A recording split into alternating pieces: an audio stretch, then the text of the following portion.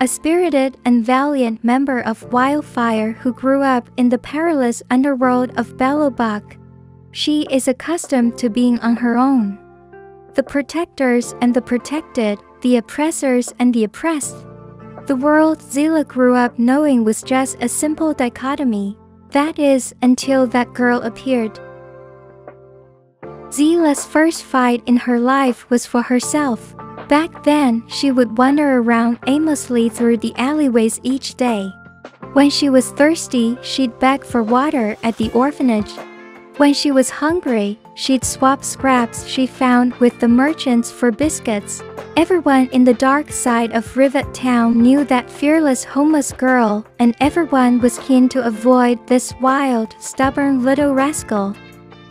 One hot evening, she felt very thirsty from playing too much. She arrived at the orphanage to discover the bucket containing water from the well was almost empty. Another shriveled homeless man was also there trying to get a drink, and after a power struggle which involved fists and even teeth, the man fled and Seele earned the right to slake her thirst alone. Seele saw the man 3 days later. Through the window of the clinic, she saw that wizened figure at death's door, lying on a stretcher. Ever since then, she's always left a little water in the bucket for the people coming later. As a child, Seele only ever went up to the overworld once. That was after she'd met Oleg, who at the time was still captain of the underworld's Silvermane Guards. Oleg hid Seele in his supply bag one day and took her up to the overworld by cable car to give her a peek at the city she yearned for. Seele followed Oleg around the sides of Belobak, eating delicious foods and dressing up in splendid clothes beyond her wildest imagination. She scared off a group of kids with her uncouth minor slang, which caused Oleg to burst out into laughter. Those 2 short days were full of joy and laughter. Before leaving that evening, they sat on a bench in the executive plaza as Seele stared at the restaurant opposite them. Was the overworld fun, Seele? Wanna come back again later? Can I ask you something? What's up? Ask away. Those overworlders are only eating half their meal and threw the rest away. Do they know that people down below haven't got enough food to eat? Oleg saw how a look of gloom passed over her tender face. Let's go back, Oleg. I don't want to come back here again. Lying on the clinic's bed, Seele is finally able to calm herself down as she silently thought over her experiences since becoming a member of Wildfire. Injuries and blood are routine occurrences for her. Seele has a better-than-average tolerance for pain, which allows her to fully unleash herself in combat, ignoring any lingering bumps and bruises.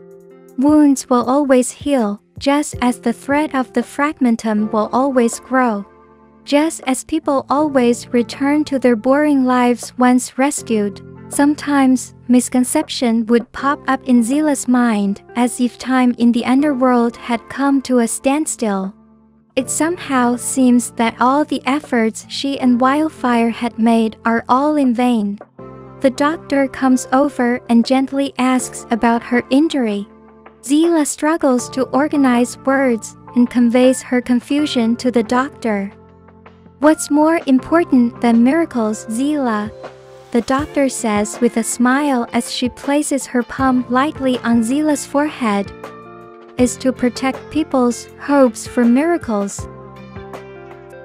The administrative district plaza is a crowded place, and it's where almost half the residents of Belobak are now gathering.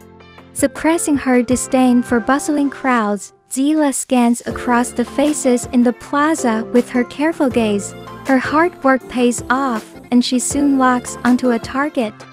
A man wearing a gray hat, his hands in his pockets, is scuttling back and forth through the crowds while slyly looking from side to side with a sharp expression. After confirming that nobody is watching, at least, so he thinks, the man reaches out to grab the satchel of the woman beside him. But before his fingers could reach the bag's zip, a slender but forceful hand quickly grabs his wrist. He nearly cries out with the pain, but Seele clasps her other hand over his mouth. "Not a peep from you." The majestic cry of horns resounds throughout the skies, and the bustling crowd falls silent immediately. A man in a comical outfit rushes to the podium and shouts in a piercing voice, "Ladies and gentlemen, for the ribbon-cutting part of this ceremony, please welcome to the stage the Supreme Guardian herself, Madame Bronia Rand." Deafening cheers erupt from the plaza. Seele quietly pulls the pickpocket out of the crowd during the ruckus and escorts him to the Silvermane guards on duty. She turns to look back at the distant stage and briefly locks eyes with the woman in the white dress. The Supreme Guardian flashes her an ever so brief smile, and Seele nods slightly in response. And then, they go their separate ways, one stepping into the light, the other into the shadows. One day, they will finally meet again.